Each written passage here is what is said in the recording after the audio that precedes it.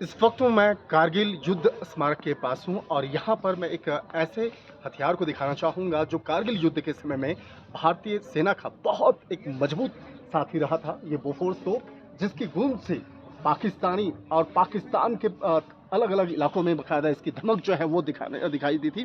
कारगिल का युद्ध जो है एक स्वतंत्र भारत के युद्ध में गोलाबारी के लिहाज से सबसे भयंकर युद्ध साबित हुआ था और दुश्मनों की जवाबी गोलाबारी के बावजूद उच्च कोण से 3 राउंड का जो बस्ट फायर करती थी और जिस तरह से 155 फील्ड और होवित्जर 77B जो बोफोर्स गन है उसको यह देखा जा सकता है। और जिस तरह से गन हिल की बात करें तो गन हिल पे जिस तरह से इसी से फायरिंग की जाती थी और जिस तरह से कह सकते हैं कि जो पाकिस्तानी जो आतंकी थे, जो पाकिस्तानी सेना के जो जवान थे, जो ऊपर में छुपे हुए थे, और कहा जा सकता है कि उस पर सबसे ज़्यादा कारगर ये साबित हुआ था। और क्या कहा जा सकता है कि राष्ट्र की सेवा में इस तोप का बहुत इंपॉर्टेंस दिया जाएगा। 25 साल पहले जिस तरह से इसकी जो इंपॉर्टेंस है वो दिखा था, आज देश जो है इस तोप को याद करता है। और जिस तरह से अगर बात करें कारगिल युद्ध की बात करें, 25 साल आज पूरे हुए हैं।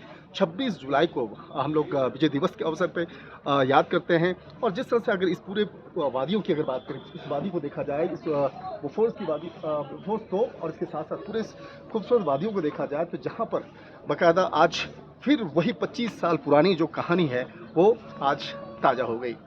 शंकर आनंद, न्यूज़ 18, कारगिल।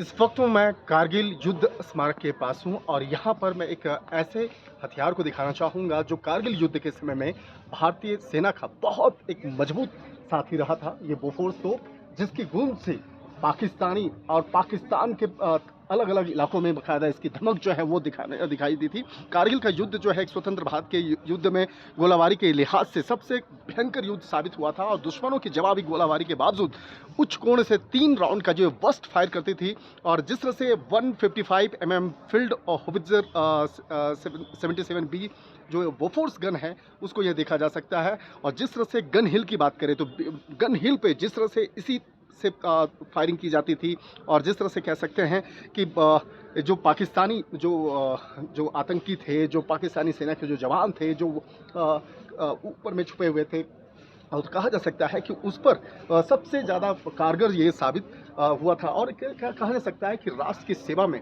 इस तोप का बहुत इंपॉर्टेंस दिया जाएगा। 25 साल पहले जिस तरह से इसकी जो इंपॉर्टेंस है वो दिखा था, आज देश जो है इस तोप को याद करता है। और जिस तरह से अगर बात करें कारगिल युद्ध की बात करें, 25 साल आज पूरे हुए हैं।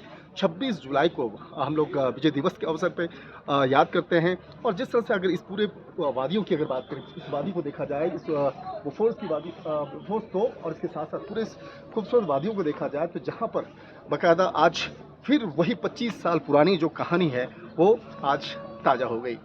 शंकर आनंद, न्यूज़ 18, कारगिल।